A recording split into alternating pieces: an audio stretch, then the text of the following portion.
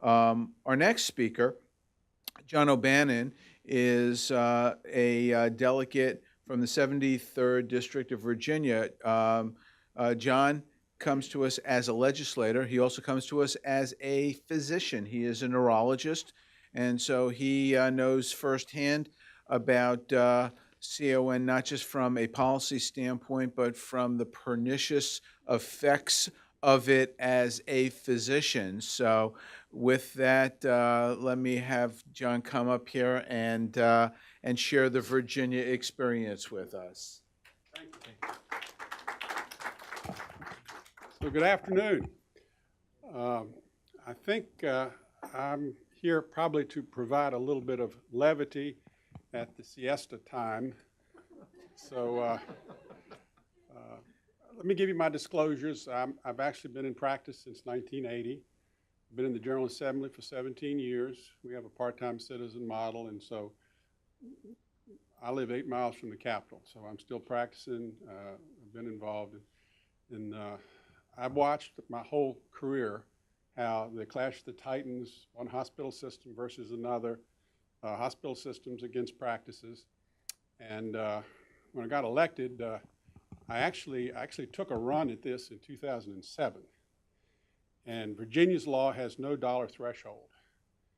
If you spend $500, you're going to have to get a CON, and it's very restricted because it covers that whole menu of services. And so in 2007, I actually filed a bill that would have exempted imaging under $500,000. That was about the time that the little small permanent magnets came out, like are in the orthopedic offices.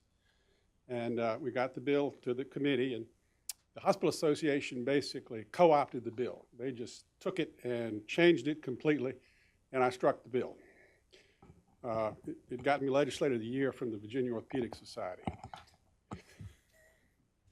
It's supposed to be funny. So Virginia's system is a lot like we've seen. The health commissioner in Virginia is the final decider. And then the rest of the 20 pages of the statute has all the due process things in it that the healthcare lawyers make all their money on. And so they're all contested. They're all, the lawyers go to each other and they make the money. It's expensive to file a CON. At the same time, over in the health department, there's a state facility master plan. That's supposed to be the healthcare planning for the state. Well, guess what? It's got dust on it because de facto, we've been using CON process to do all the healthcare planning for the state because they're the ones that get the CONs and they're the ones that build the facilities. So we actually, we're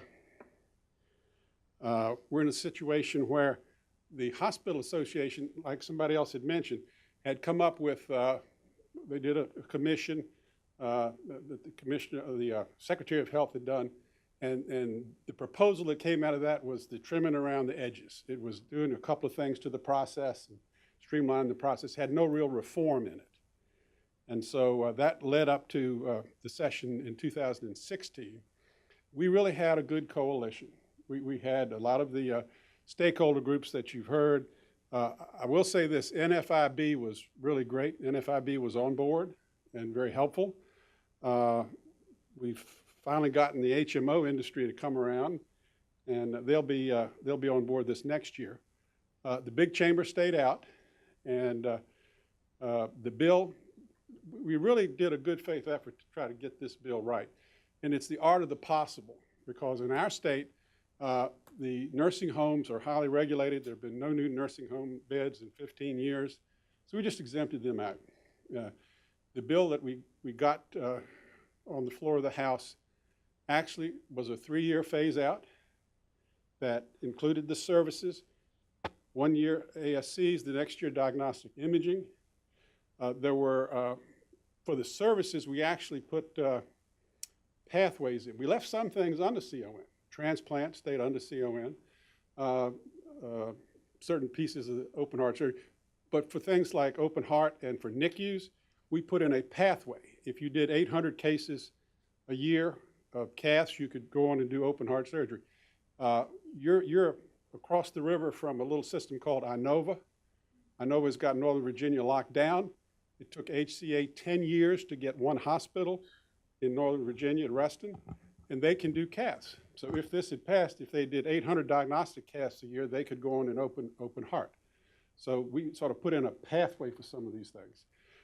We put in quality measures to address the cherry picking. We put in absolute requirements for matching charity care.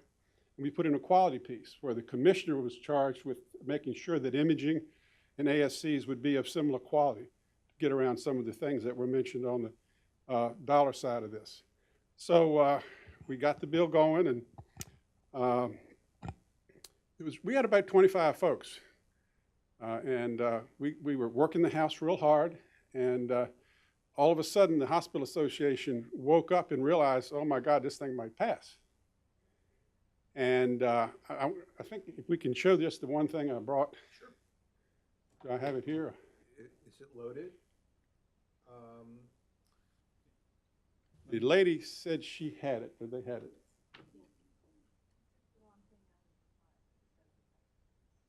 All right. Yeah, this is the levity. This is the levity for the afternoon. Somebody in the morning session said the hospitals would go at you and say hospitals are going to close and people are going to die.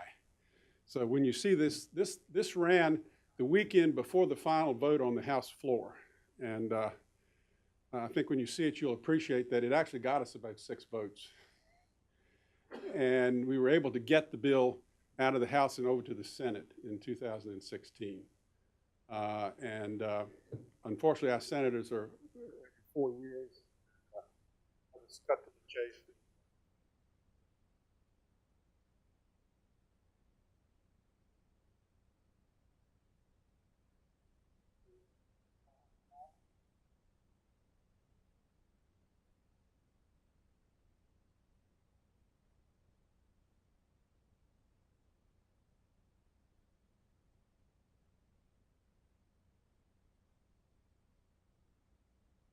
So anyway, that basically helped us get over to the Senate. And unfortunately, at the end of the day, the Senate did not see fit to move forward with it. I do want to thank AFP. They were very much involved. I want to thank Mercatus. I also want to thank Mike Thompson, who's over here with Thomas Jefferson Institute. One of the things that we came up against was all this idea that the hospitals are poor and that they don't have adequate resources. And there are about a half dozen rural hospitals in Virginia that are not doing well, but we have a data gathering group called VHI, which publishes the profit margins of the hospitals. And Mike was just great in pushing that information out and appraise. What we would do is we would basically, when they came at us, we would say, well, we just published the salaries of the execs of the hospitals, and sort of refuted a lot of what they were saying on the basis of that. So where we are now is that it's bogged down in the Senate. Our plan is to, and it was interesting that the folks from Michigan had this exception. The way it used to work in that time period, there were a lot of exceptions granted. These were onesies, not unlike what you had. But the way the exception bills worked was that the bill simply said the commissioner shall accept, in the legislative process, shall accept this certificate. And Bobby Orrock, who chairs the health committee, actually about 8 years ago had said that's not the right way to go, that's doing it piecemeal. And so he kind of squashed all those. He's now done a 180. So where we are in Virginia is we're looking for good exception bills because we're going to do it death of 1,000 cuts, because the state senator from Southwest Virginia isn't going to care about an ASC in Chesapeake. And I think that's our goal, to get around this in the sense of where we go from here. We've tried for 2 years to do some meaningful reform. It hasn't worked. And so where we are now is we're going to go back to the old way. And I think that's going to divide and conquer. And hopefully we'll be able to get something done eventually. It's a multi-year process. It's not easy. It's an uphill battle. But you're on the side of the angels on this, so keep at it. Anyway, thank you.